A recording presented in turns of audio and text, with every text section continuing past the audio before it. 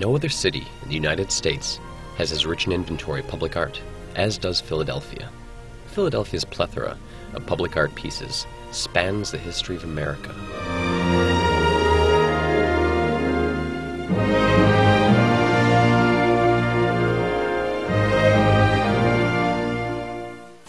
Philadelphia is the first city in the United States to charter a non-profit citizens art organization. The Fairmont Park Art Association is dedicated solely to commissioning new works of art, preserving installed works of art, and to increase the overall appreciation and love of art in our presence.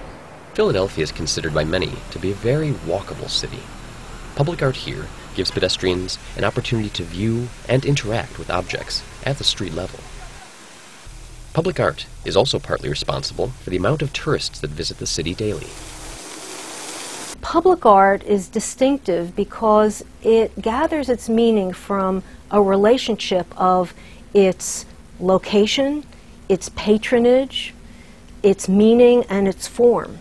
Everybody does view public art differently, and that's actually its richness. It's so laden with various ways of looking at it or various types of meaning that it allows for everybody to have a different opinion. The Form and Function program evolved beginning in about 1980.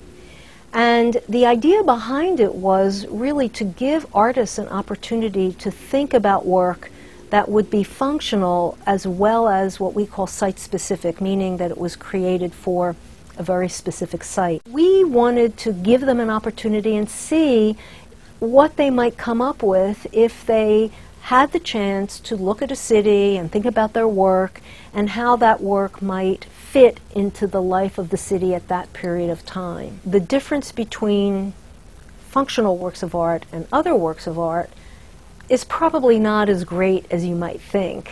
In a simplistic way, it does mean that people can interact with the work probably at a higher level. The idea of like walking through fingerspan is very different than looking at a sculpture of a fingerspan.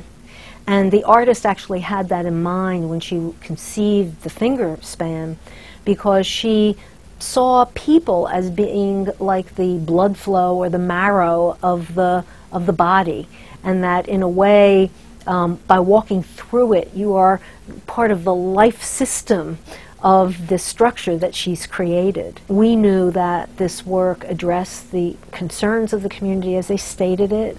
We had a lot of faith and confidence in this artist and her creative approach. And in so doing, we really gave the community quite a gift. Martin Puryear's Pavilion in the Trees also started out slightly differently. The basic idea was that he remembered the childhood, everybody's childhood dream of a treehouse and the excitement of being up at the level of the trees and being able to hear birds. And he felt that that was something he wanted to bring into city life somehow. The new site also prompted a slightly different design, which had a ramp instead of a set of stairs, and achieved all of the original ideas that he had, which was, to allow people to get up to the height of the trees, to be up, close to vegetation and birds. All of the senses of sounds and flora of nature are there.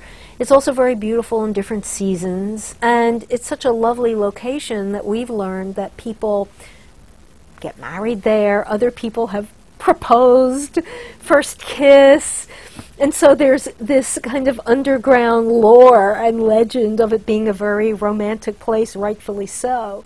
The public art pieces that have emerged from the Fairmont Park Art Association's Form and Function program stand today as tributes to their creators and their profound ability to justly capture the meaning of art in relationship to the specific site, the surrounding community, and the unique history of the city of Philadelphia. These public works of art truly promote and foster the beautiful in the city of Philadelphia. They will continue to do so for many years to come.